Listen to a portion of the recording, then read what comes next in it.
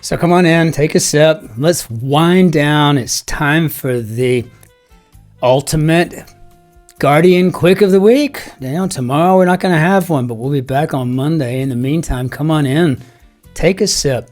Let's wind down. My name is Christopher, and I'm delighted to have you here. So, as I had said yesterday, I think I really want to try crab cakes today with the same Bordeaux. And so, in order, knowing what I've learned, I aerated ever so thoughtfully, right? I let it set for a good 30 minutes, and let it kind of just breathe. And then I proceeded to make the crab cakes. But to make the crab cakes, I had to go across the street to the mall where there's a grocery store, a little fishmonger in there, and I was able to get some lump crab. And as I was coming back out to come back to the flat to make the crab cakes, right, maybe some deviled eggs, some oust bassis to go with those. And then I passed a little Turkish and German, it's kind of a fusion, hybrid type cafe restaurant there. And it was a lady and she had a tangine pot on her table and she was having Turkish eggs. And I thought, I'm going to surf and turf some crab cakes and Turkish eggs today, which is exactly what I did. So I made some meatballs. I got some shrimp, made the crab cake, put it all on top. I poached a couple of eggs. Amazing process. I used some ghee, so I didn't have to clarify the butter. It's already clarified, and I added a lot of chili pepper to it, some garlic. Kind of made a nice sauce to go over the top, and it was fabulous. And the wine held up tremendously. And it still does. And I'm going to be finishing that bottle tonight, and probably the other one that goes with it. Because, and I got more to talk about when it comes to Fargo, but let's go ahead and hop into our grid. Okay, so let's see here. We have quick crossword number 17-56. I'm going to very carefully place my mouse in there and pretend I was never there afterwards. And now we're going to see what we've got here. We've got a soapbox and or on the box preaching. I have no idea. Faucet at 3, it could be a tap, right? I mean, couldn't it? Let's see. A soapbox on the box preaching. Soothing tune at 7. How about a lullaby? Come on, Christopher, you can get a win out today. It'd be nice to just get a W every now and then. Just every now and then would be kind of nice to get one of those things up.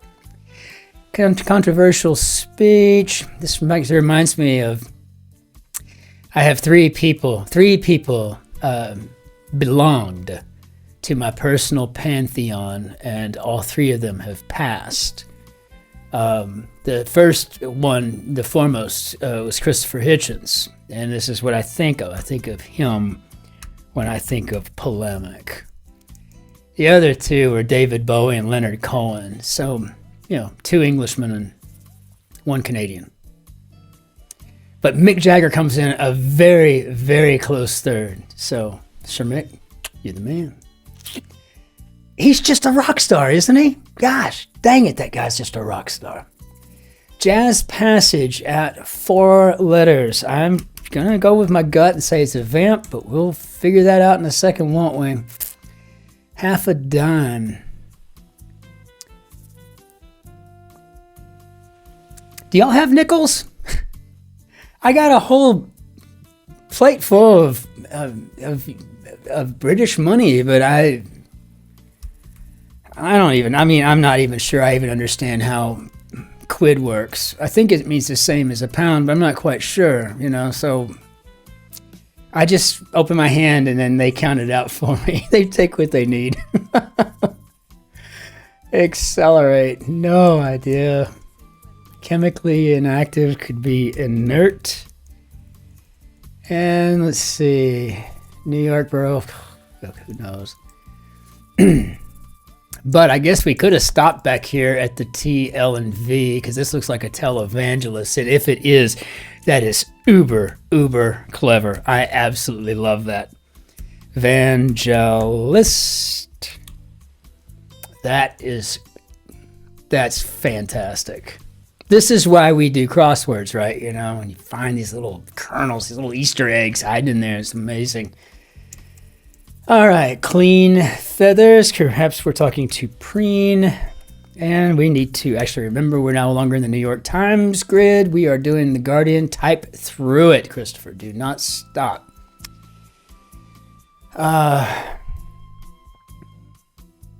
Wait a minute. That looks like it, because 9 letters like it could be a Manhattan, but this T. So on the box, preaching, so maybe televangelism. Oopsie. But now I can put in my Manhattan, which is also one of my favorite cocktails on this planet. In fact, I think I might be due for one tonight. Blood feud, 8 letters, and this ETA is helpful, very much so. Maybe we got a vendetta. And so I think accelerate could be to expedite. Gosh. Expedite. Oh, I fat fingered over on the New York Times too. I put in a bear cup for a baby bear, a babe in the woods, bear cup. I just put the P instead of the B, wasn't paying attention, and had to go and search that out before I could get my, finish the grid. Setter. Anagram. Okay, well, let's see if we get anything else to go with that before I sit here and stare at it for 5 minutes, right? Cause to love, weakest man on board, question mark. I guess that could be a pawn. What is wrong today? What is going on? I mean, I don't understand. I don't know. I tell you what, maybe I should start coffeeing up in the morning with the crossword or something. This is ridiculous. Cause to love. Go off. You don't need just to give me another anagram. All right, let's go back over here. So let's start small. Slip up. Okay, here we go. How about an air? Now go off. Cause to love. Setter. I got 2 T's out of there. So really all I have is an S, 2 E's, and an R to deal with. Maybe street.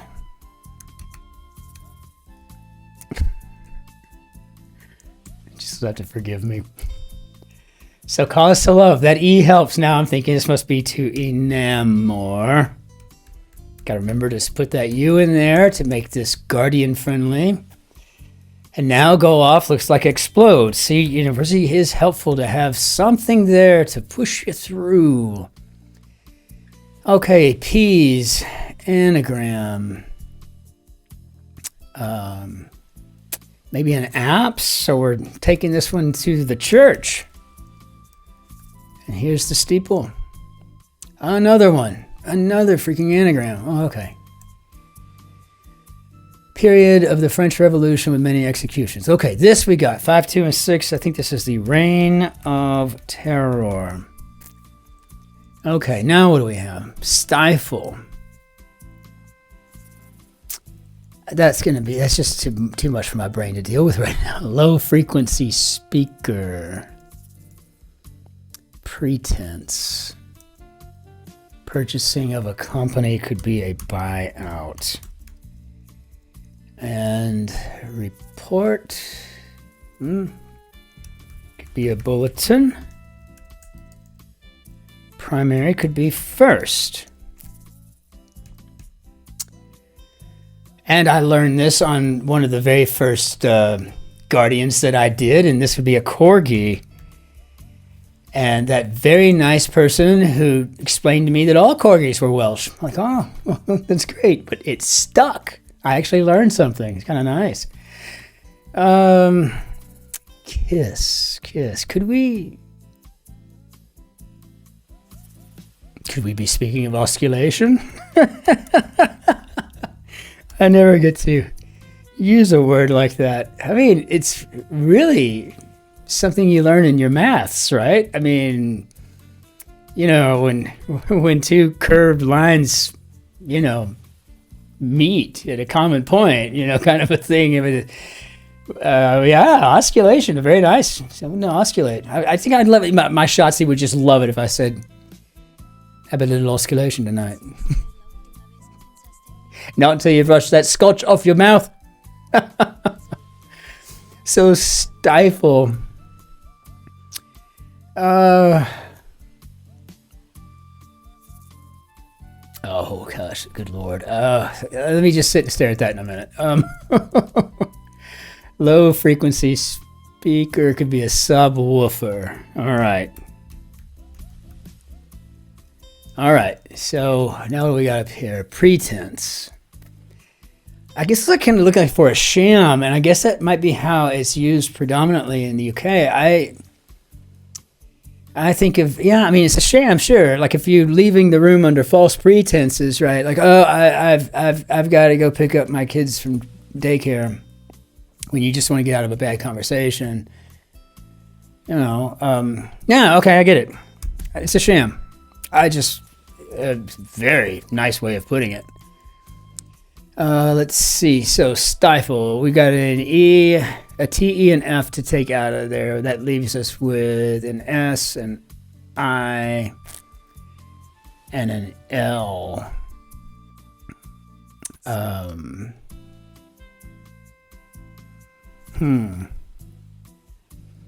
S, an I, and an L.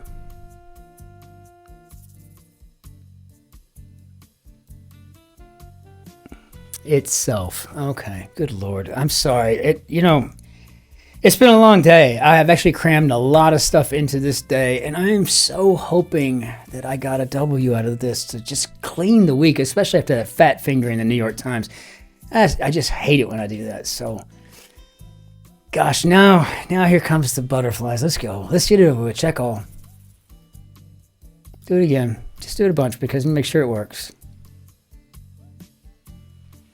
I'm going line by line. I don't see anything removed. And that means our Yank got the win. And now the uncontrollable beam. It's so rare. So...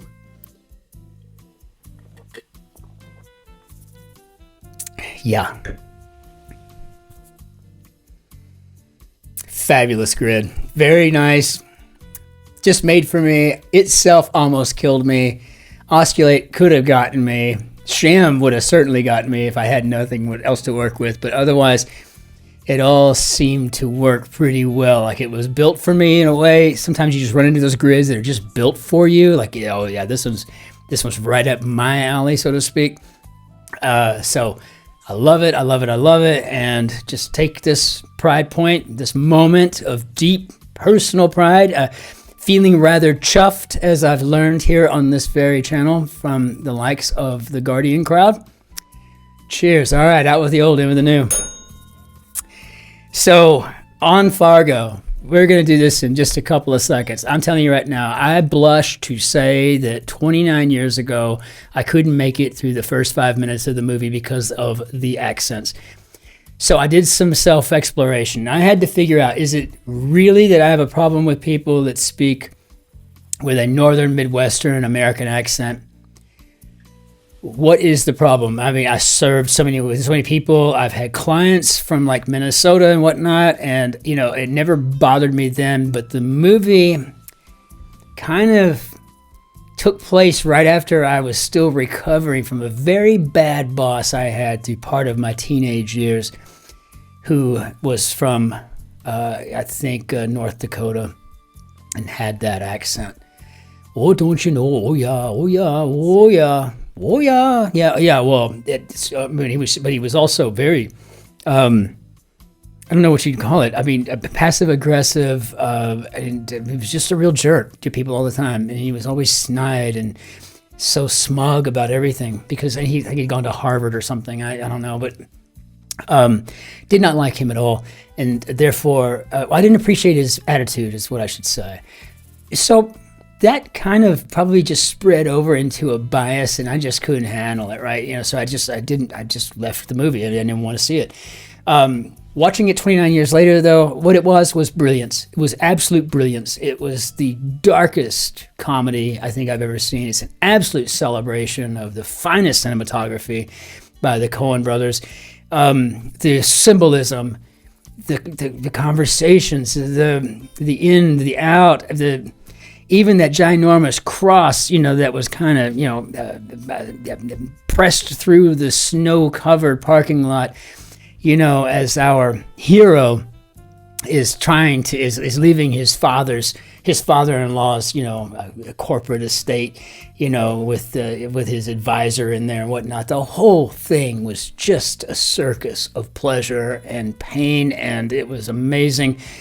And again, I blush to say, embarrassed. I don't even know if that's the right word, but the point is, it was humiliating that I did not have it in my memory hoard to go back and revisit and enjoy, to rewatch, because I was being so small-minded as such a young individual. And again, as always, youth is wasted on the youth, right? So, but it was a wonderful opportunity last night. I sat and I watched it. It was just amazing. So, fabulous suggestion. I cannot tell you, between everybody chiming in and letting me know, Sean was the first to say that this was absolutely the worst thing I could ever do is not watch Fargo, right? And I get it. I got it. I got an earful from a lot of you. And you know what? I did. I watched it and I stand corrected. So thank you all. With that said, until we see you on Monday for The Guardian, I'm assuming 17.57. Ich wünsche Ihnen einen schönen Tag noch. Auf Wiedersehen. Tschüss. Servus. Grüß Gott. Ciao. Cin-Cin. Be good to yourselves. Be great to your neighbors, but be especially phenomenal to the person behind you in the queue. We'll see you on Monday. Be safe until then. Cheers.